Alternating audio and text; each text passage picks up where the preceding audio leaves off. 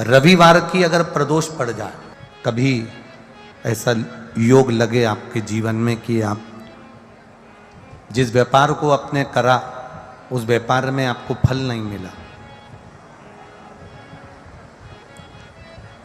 फिर आपने व्यापार चेंज करा, फिर बदल कर देखा, फिर उस व्यापार को कर देखा, उसमें फल नहीं मिला,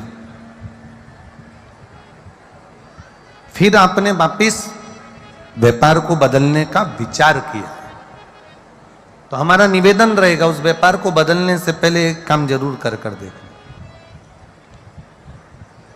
3 स्थान पर बेलपत्र को चढ़ाकर देखिएगा। अगर आपको लगे कि मैंने व्यापार बदल लिया, एक बार बदला, कई लोग ऐसे भी होते हैं जो पैसा इकट्ठा करते हैं, धन एकत्रित करते हैं, और कोई व्यापार ऐसा कर लेते हैं जिस व्यापार में धन चले जाता है तो वो धन वापिस नहीं आता महाराज, वो व्यापार का धन वापिस नहीं आ पाता। तो बड़े दुखी होता है कि भाई मेरा गया हुआ पैसा नहीं आ रहा, मैं बड़ा कष्ट में हूं, मेरा खुद का ही आ जाए ना तो मैं निहाल हो जाऊं, मेरा अपना ही नहीं आ रहा जो गया हुआ है, तो मैं क्या वर्णन करूं, उसको क्या कहूं। उनके लिए भी ये प्रयोग, ये शिव विद्येश्वर संहिता का ये भाव बड़ा सुंदर है महाराज। आप व्यापार पर व्यापार बदल कर देख लिए, धन भी हमारा कहीं डूब गया, आ नहीं रहा है, तो प्रयास करना। 3 स्थान पर चढ़ाई गई बेलपत्र हमें सुख का अनुभव करा देती, बहुत ध्यान लगाइए। पहला, अशोक सुंदरी की जगह। अब ये बेलपत्र जब भी आप चढ़ाएंगे तो रविवार की अगर प्रदोष पड़ जाए, कौन से दिन? रविवार की प्रदोष के दिन ये प्रयोग अवश्य कर देखिएगा। ज्यादा बार नहीं करना है, केवल एक ही बार करना, बाबा उस स्वयं कृपा करेगा। अपने मंदिर में, अर्थात अपने घर के पास कोई मंदिर हो, शिवालय हो, देवालय हो, जहां शंकर भगवान विराजमान हो, शिवलिंग हो, ऐसी जगह पर अवश्य करें।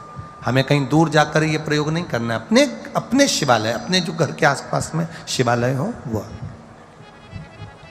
एक बेलपत्र अशोक सुंदरी वाली जगह। अब उसको अशोक सुंदरी की जगह पर भी चढ़ाने का तरीका क्या है?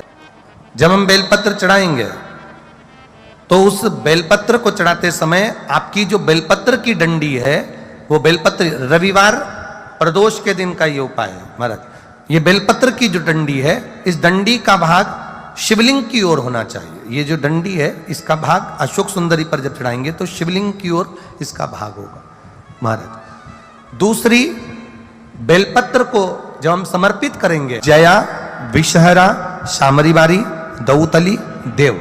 मान लो जलाधारी ऊपर नहीं है शंकर जी के, तो उसका स्मरण कर 5 कन्याओं का नाम लेकर, जया, विषहरा, शामलीवारी, दौतली, देव, इनका स्मरण कर शंकर भगवान के शिवलिंग पर बेलपत्र रखेंगे।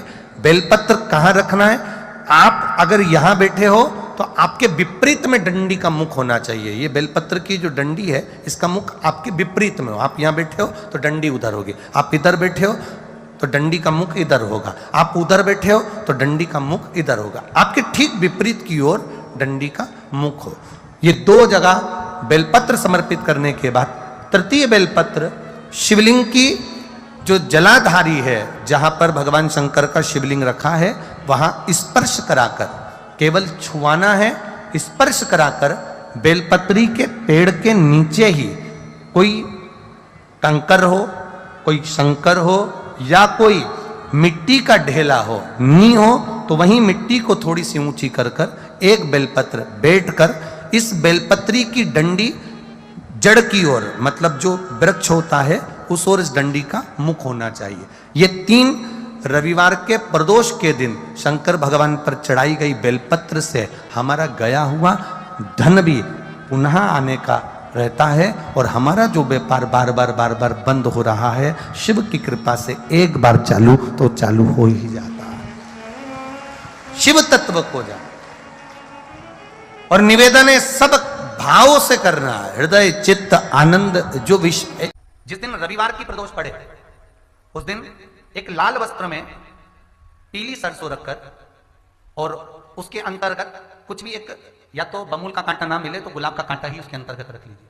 और मान लो कोई काम ऐसा है कि उसमें पैसा तुम्हारा आ ही नहीं रहा, बहुत घाटे पर घाटा जा रहा है, नुकसान बहुत हो रहा है और कोई काम हो ही नहीं रहा, तो महाराज जिस दिन रविवार की प्रदोष पड़े उस दिन एक लाल वस्त्र में पीली सरसों रखकर और उसके अंतर्गत कुछ भी एक, या तो बमूल का कांटा ना मिले तो गुलाब का कांटा ही उसके अंतर्गत रख लीजिए और उसको शिव मंदिर का स्मरण कराकर शंकर भगवान का नाम लेकर रू भैरव, कौन सा भैरव है उसकी भी कथा भी आने वाली है। ये दारुक नाम के राक्षस का संहार करने के लिए जब माता अवतार लेगी तब शंकर भगवान बच्चे का रूप रखकर रोएंगे, तो शिव जी का एक नाम होगा रू भैरव। ये भैरव कहां पर रहता है, तो कहा ये शमशान में रहता है।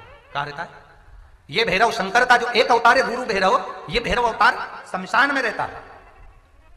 तो इस भैरव का काम क्या है, तो कहा शमशान में, शमशान की जो अग्नि होती है भले गीली लकड़ी रहे, भले उसमें कोई पदार्थ डाले ना डाले, थोड़ी देर में वो अग्नि रू आवाज, हल्की सी शमशान की जो अग्नि जलती है उसमें एक आवाज आती है। आप ऐसे कोई अग्नि जलाएंगे ना तो आवाज नहीं आएगी, ध्यान देना। हमारे शमशान में अगर जो लोग गए होंगे मुर्दा जलाने के लिए, तो अगर वो एकांत में बैठेंगे तो उसमें से एक आवाज आती है रू रू रू।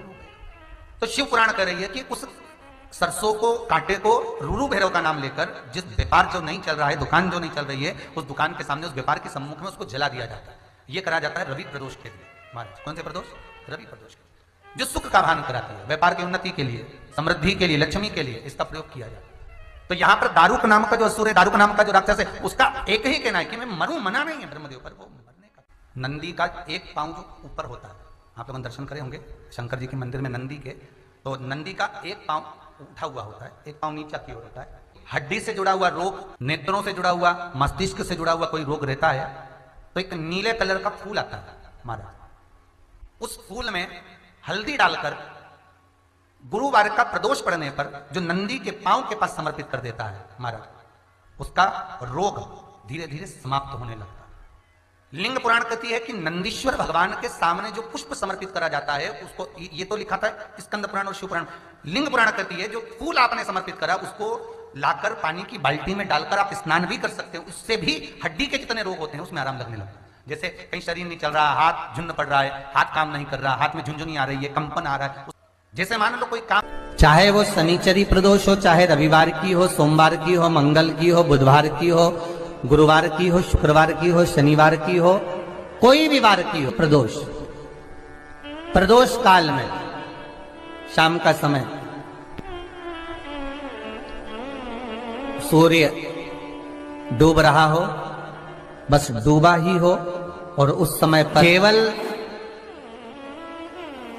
3 दिन ऐसे रहेंगे, 3 बार ऐसे रहेंगे, 3 तिथियां ऐसी रहेंगी, 3 समय ऐसा रहेगा जिस समय पर तेरे द्वारा निर्मित शूल को भी शिव धारण करेगा और जगत का कल्याण करेगा। 3 दिन, 3 तिथियां, 3 बार, 3 नक्षत्र, 3 घड़ी, 3 पल,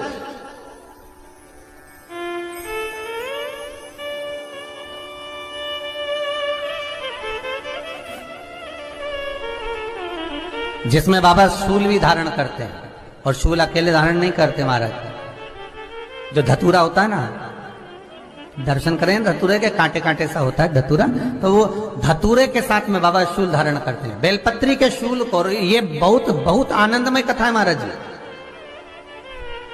जिसके जीवन में हमेशा कांटे ही मिले हैं। बेटी बड़ी हुई तो घर में मायके में दुख देखा, और मायके से गई ससुराल में तो ससुराल में दुख देखा, ससुराल में भी दुख देखने के बाद में भी पति को बहुत कुछ काम खुलवाया, बहुत धंधे खुलवाए, नौकरी लगवाई, पर वो पति बार बार छोड़ कर आ गया, बार बार तकलीफ भोग रहा है, बार बार कष्ट भोग रहा है। फिर थोड़े दिन काम करता है, थोड़े दिन छूट जाता है, फिर व्यापार में बढ़ता है, फिर छूट जाता है, फिर कोई दुकान खुलवाई, थोड़े दिन अच्छी चली, फिर वापस वहीं घर पर आकर बैठ गया, अर्थात उसके जीवन में वो शूलता चल रही है। तो बाबा देवाधिदेव महादेव कहते हैं ये 3 घड़ी, 3 पल, 3 नक्षत्र, 3 समय, 3 दिन में जो शूल मुझे समर्पित करता है उसके जीवन से मैं शूल हटा देता हूं। वो 3 दिन लिखे स्कंद पुराण।